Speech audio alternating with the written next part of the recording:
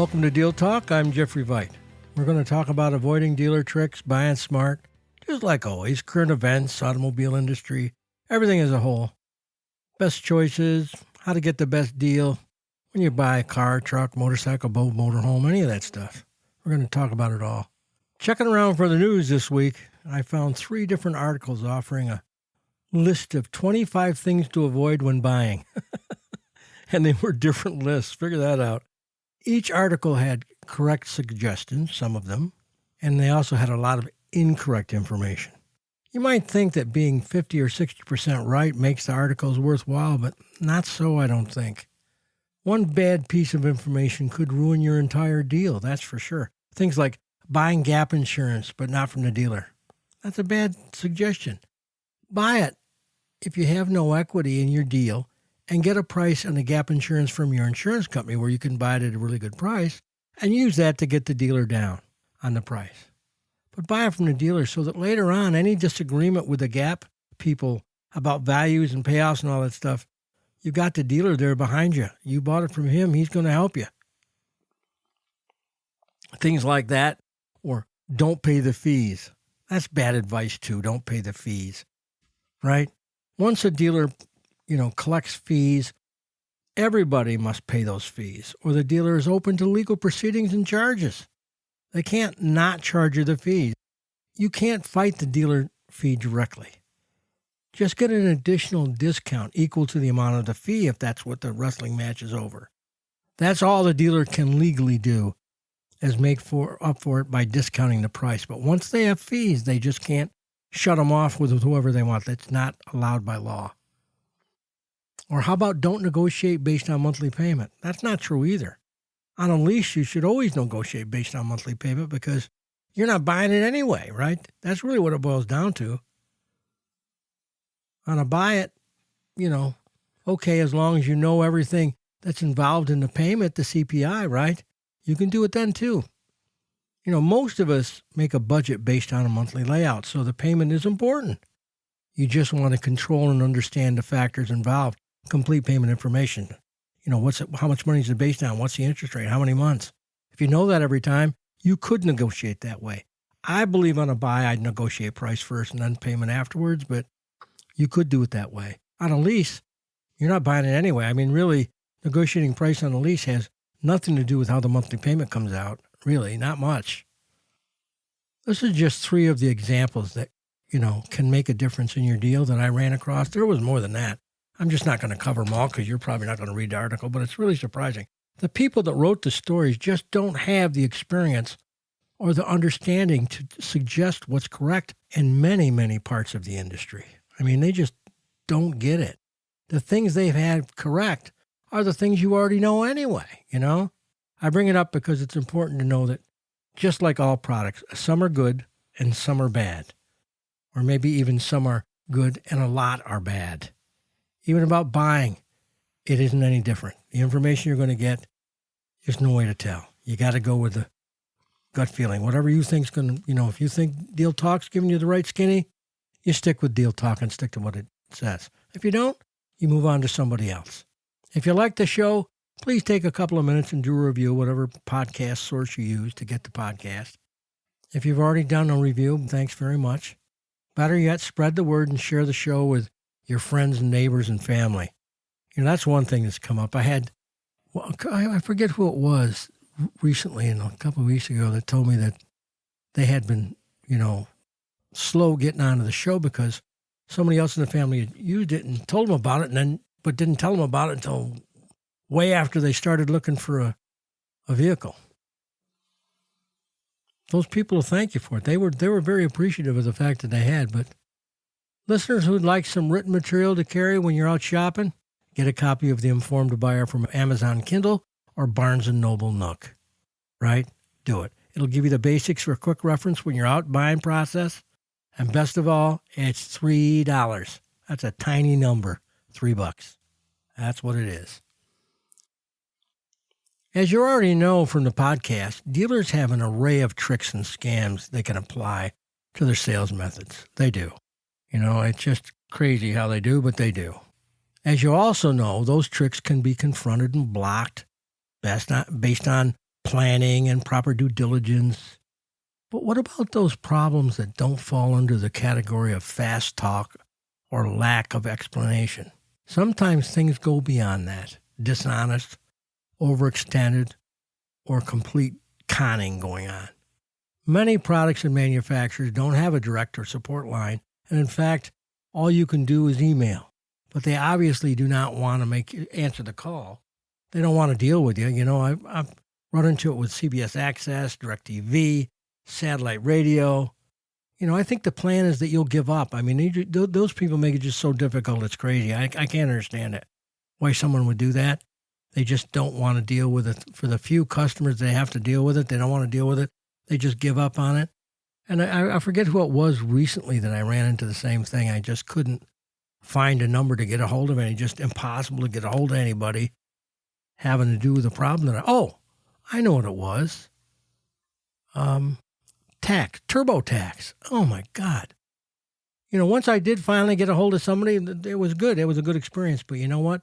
Finding a way to get a hold of them, holy smokes. The best way to do it is you go on Google and you put in Google, how do I reach, TurboTax or whoever it is you're trying to reach, and they'll come up with some numbers, and one of them will always work. They really do a good job of that, you know.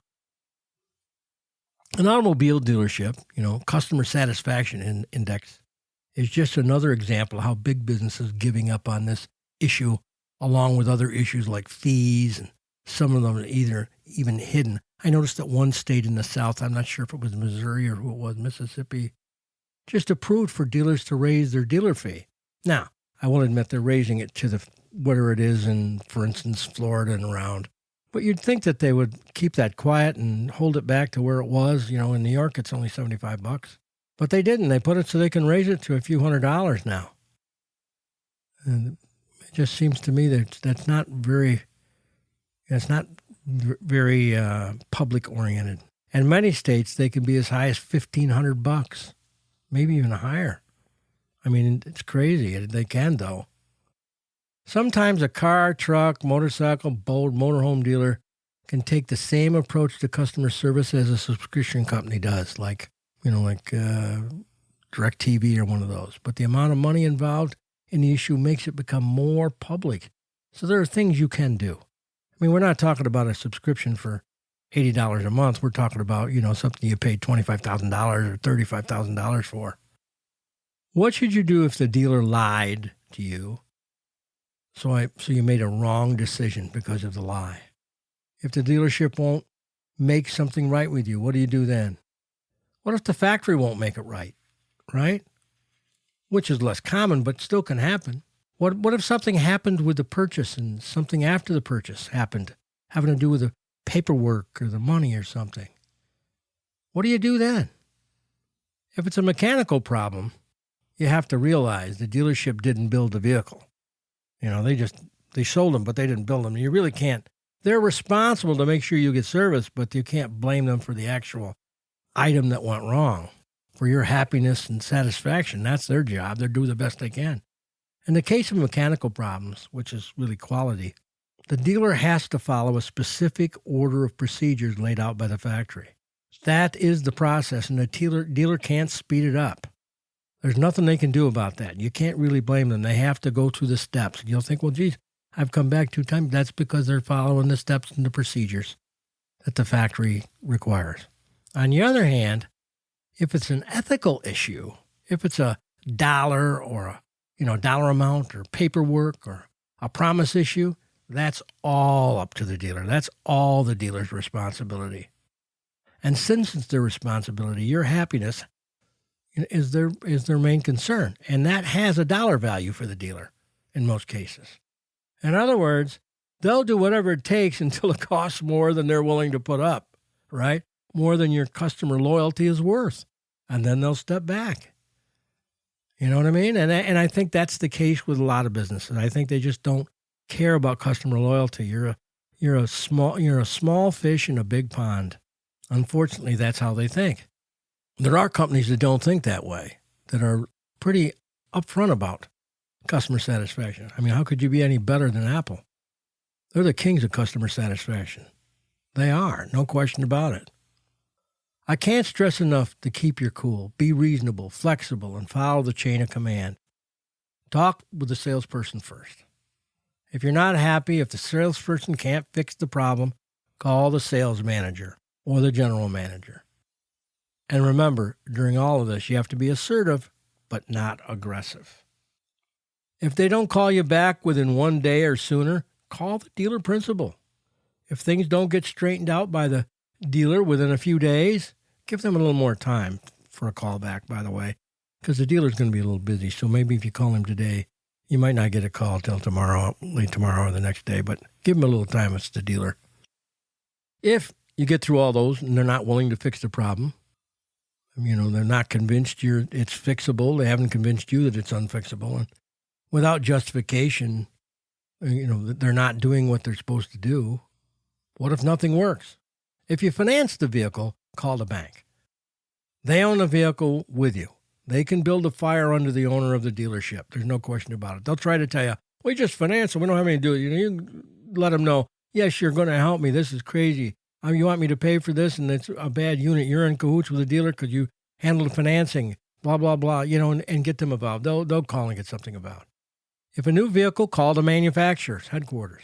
Like if you bought a brand new Toyota and you had a problem with it and you couldn't get it handled by the dealer or anybody else, well, then you call Toyota. And you can find those numbers right online. It's probably in your owner's manual too, right? They too will get the ball rolling. No question about it. By now, the problem should be under control in most cases and a remedy be on the way. If by some chance it's still not satisfactory, you're still not getting what you deserve, what do you do then? First, you call the Better Business Bureau and you let the dealer know you're calling them. The Better Business Bureau is not going to do anything about it, but the dealer doesn't want to have any problems in the Better Business Bureau because that's what people look at sometimes before they do business. Squeaky wheels get oiled, so the more people and agencies you get involved, the more you create heat, and that's how you get satisfaction when it gets to this point. If things get out of hand, or the original problem falls under the criminal category, or you've tried all of the other options and no one's willing to help you, you can go to the Attorney General's office. They will get involved. I'll guarantee you, especially if it's an ethics or a money problem or something the dealer's responsible for. Mechanical problems, they're not going to get involved. But when it comes to some dealer cheating you out of money or doing something dishonest like that, or there's all kinds of things they can do. They can charge you more for your closeout than you actually owed on your payoff on your old vehicle. They could monkey around with the price and the payments, all kinds of things, right? All dealers are and should be afraid of the Attorney General. It is the Attorney General's job to help you if there's a swindle or cheated or, something happens with or without explanation. They should help you. You don't go to the Attorney General if your new car doesn't run properly. No, that won't help you. No, or anything else mechanical. Or now you could if the situation went on for a few weeks and they didn't do anything to help you. They weren't making it obvious. They weren't doing anything about it. Well, then you could get them involved. But generally speaking, mechanical, they're not going to get involved in that. But for anything else, they would be. The AG is more about bait and switch issues or large money problems like a payoff disagreement, right? Some states are better than others for protection from the AG, like New York. I don't know about the new AG in New York, but I do know in the past the AG was somebody that would not the person to monkey with. Bait and switch advertising is aggressively prosecuted, no question about it. The AG is like a juggernaut, or at least the AG was there. And it can be in your state too. In Florida, where I live, they seem to be settled behind the scenes, kind of like circus lemonade. They're not on top of things. They're a little bit more laid back. The advertising Florida is terrible. It's terrible advertising in Florida. If things get out of hand, regardless, the AG is worth a call in any state. They can get involved as much as they want. Now, how much they want to, that's something else. If it's an advertising issue or a deceptive issue of any kind, it's also a good idea to call the FTC, the Federal Trade Commission. That's the federal government now. That's not the state government. They have teams set up to go after dealers for this sort of stuff. Even if the AG isn't getting the job done or claiming lack of evidence, you can still call the FTC. They have statutes under the UDAP Act to help them even when hard evidence is missing. Yeah, believe it or not. Sometimes with the Attorney General, the FTC, what you say, your word is good enough. The Dodd-Frank Act, which was there to protect consumers, has been cut to shreds a little bit, but many of the statutes under the automobile industry are still enforceable. Unfair and deceptive abuses and practices is one of those. These fall under Section 5 of the FTC, so they can still be enforced. The only one that is unclear at this point is what is the definition of abusive. That's not clear in the FTC rule, but that can work for you, being it's not clear, not necessarily against you. In fact, these enforceable statutes can override hard evidence in some cases, no question about it. It is my opinion that unless there is a medical issue, an attorney is the last choice. So I wouldn't get an attorney involved when you're going through the process that I just talked about. You only need an attorney if there's methods I mentioned didn't work, or there's a physical injury, you should get an attorney involved. The best ordered approach to give the dealership a chance to make it right, through the chain of command. You want to give them a chance to do that. You want to have a good experience. That's the way to have a good experience, is give them a chance to straighten it out, follow the chain of command. First, you contact the salesperson. You tell them, this is what I'm thinking, this is what happened. They don't give you any results, then you call the manager and get help. If he doesn't get any results, you can just follow the chain of command. You go to the owner or the GM. If the owner's not available, you call the general manager. The owner's the last spot in the dealership. The owner may not be available, and you may have to deal with the GM, but if he doesn't help you either, then you got to find the owner. None of that helps. Let's say that you went through, but I'll guarantee you right now, at that level, 999,000 times it's going to be fixed. But if it isn't, you get a hold of the bank. That would be next. That's a position of resistance for the dealer. They will get involved. Then you call the manufacturer, or you go on the manufacturer's website and email the manufacturer. Like if you bought a Toyota, you get a hold of Toyota site. You get a hold of the Better Business Bureau, like I said. Then if none of that's worked, you get a hold of the Attorney General. That's the Attorney General for your state, their office. They will get involved. It's starting to slow things down, though, right? Because, it's a big state and they're an agency, so it's not going to be as fast as maybe you want, but at least it'll get something done. And if that doesn't work, the Attorney General doesn't get the job done in a couple of weeks, then you go to the FTC, Federal Trade Commission. You got to be patient with this. If it gets past the dealer, the owner, well, then you're looking at a little bit more time. There's no question about it. No question about it. But the FTC and the AG have a few things that they can work with. There's a group of about 20 or so rules that have strength with the UDAP, rules. Non-compliant ads, even if there's no significant harm, they can go after them for that. Deceptions not in writing are still enforceable, even misrepresentations. Just because you didn't have it in writing, it's your word against theirs. Your word is much strength as theirs. It's not like they're innocent until proven guilty. There's, both are taken into consideration. Good faith reasons do not excuse technical issues. In other words, if they didn't know the engine was bad when they were selling it to you, the dealer, that's tough. They still are responsible for that engine. Common practice excuses like trade value. They say, well, everybody else does it. That doesn't make any difference what everybody else does. Doesn't make any difference whatsoever.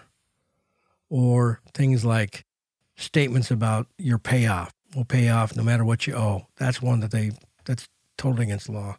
Reasonable assumptions from being told included, but then charged. Well, that's in the payment. No, then that means you could go into the assumption if it's in the payment that it was free. And if it shows you charge, you could use that as a reason that, hey, I didn't know it was in there. That's an argument that you have. Written statements you sign agreeing that other promises are not enforceable. They are. That's all bull. Don't pay any attention to that.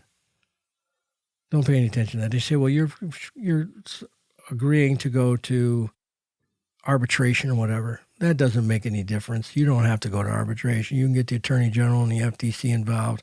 Doesn't matter what they told you, they had you sign. Poor timing in the disclosure of information. Like, let's say you're buying a used vehicle, and at the last minute, they tell you, oh, by the way, that's the true mileage is not, we're not sure about the true mileage on that. If they're doing that when you're signing the paperwork, that is purely against the law to do that. They have to notify you of anything like that way up front before you get everything put together like that. They can't wait to the last minute. That timing will get them in trouble. Having you sign a contract without a complete explanation. And shame on you if you do that. When you sign a contract, you should have all the numbers explained to you. All of them. That's important. No question about it. Chances are, with the highest percentage of dealers, the manager or dealer will fix your problem if you're assertive but not aggressive, patient and reasonable. Let me say that again. You have to be assertive, not aggressive, patient and reasonable, and things will get done. Don't threaten or skip the chain of command. Don't go in screaming at the dealer. Don't go in screaming and hollering. That will get you absolutely nowhere. If you want the easiest, quickest, and most pleasant results, follow the chain of command. Things will get done, I'll guarantee you. Sometimes pleasant tactics don't work. And that's true. Sometimes you be as nice as you can be and it doesn't work. Not very common. That would be a rare case, but it could happen. And it happens with different auto groups around the country, and the results have hit the news. The attorney generals and the FTC are nobody to monkey with. They will tear those guys apart. They will drag them through court. They will fine them for a lot of money. There's been a couple of $1 million fines lately. Think about that. That's a lot of money. Now, sometimes that doesn't change. You know, it's hard to change the culture. You can't change the spots on the leopard, right? That's the way it is. And you'll see them, hear about them again. That's why you call the Better Business Bureau and check on places before you do business with them, because you just can't go by what is said in those situations by the dealer. You have to kind of follow up with everything. If you follow the plan with Deal Talk, if you do the due diligence, if you do all the checking, if you get all the numbers put together, pretty hard for them to take advantage of you.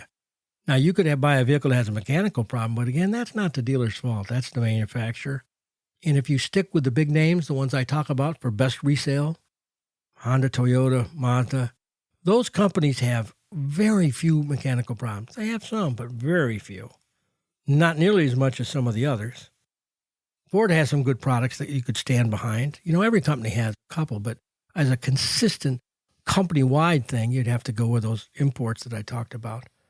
And then you won't get into a mechanical problem. But if you did, you know, you have to follow that chain. It has to be done in steps. But if it's a problem where they've lied about the money, or they've deceived you about your trade-in, or they've completely deceived you about what you owed, or they're not paying it off, or they're not getting things done fast enough, or they're holding up your plates longer than they should because they haven't paid off the floor plan in a lot of cases, that's what's happened. You've got a right. You can go to the AG and the FTC. Even if they straighten it out, you can make them pay for the anguish that you went through to some degree, at least, and you can get rid of those sort of problems. There's no reason for that to happen and put up with it. There's a lot of steps to go through, so you don't have to use them until you have to, though. You know, it's always better to give them a chance, because a lot of times they don't understand any more than you do. They see the problem, you're telling them this, and they're looking at it from their angle, and they're like, oh, wait a minminute. And then the dealer gets involved, and he says, well, I see here. Now I get it. You think this and this and this, and we meant this and this and this. Okay, that's a honest misunderstanding. Let's do this. Let's do that. I found in most cases, and like I said, 999,000 out of a million, there's one or two times it's not going to happen. But most of the time, the dealer principal or general manager will make it right with you, and they'll make you happy. As soon as they see that they owe it, when it's been presented to them in such a way that they can understand that they owe it, they'll make it right. That's just the way it is. Just be patient and reasonable, and you'll get it handled, and you won't have anything to go through later on. There won't be any of that stuff going on. That's how you handle it. An attorney, when there's a medical problem, sure. When you run out of all of these, sure. But up till then, You don't need an attorney. That's why they're there. That's why the FTC and the AG and general manager and all that stuff is there. Save yourself that money. At least that's I'm not an attorney, so I can't speak for an attorney, but I know that that's the plan that I would follow if I was in that situation. Well, that's it for Deal Talk this week. If you have a question or request or even a comment, please call, text, email, any of that. Callers and texters, it's 407-801-4071. That's 407-801-4071. For email, it's dealtalk@mail.com or dealtalkpodcast@gmail.com. There's 2 email addresses. Please don't forget to do a review and share the podcast with your friends and neighbors. They will appreciate it. Do yourself a favor and get a copy of The Informed Buyer from Amazon or Nook to make sure you're touching all the bases when you're out there buying. It's $3. Think about it. How could you lose on $3? However I can help you, contact me and you'll hear from me. However I can do it. And remember, every payment you get should be CPI, complete payment information. We talked about that in the beginning. You could negotiate payments as long as you know the CPI, the amount, the months, the rate, any required down payment to get to those terms. Not just on the first payment. Every time they talk payment or quote you a payment, you make sure you get that information every single time. And every price you get, same thing, all in. Every single cost required to buy the vehicle. Don't give you half the price plus fees, plus this, plus that. Never. No. What's the total figure, including the tax and the plates and the dealer fee and aftermarket options and everything? They call it OTD, out the door.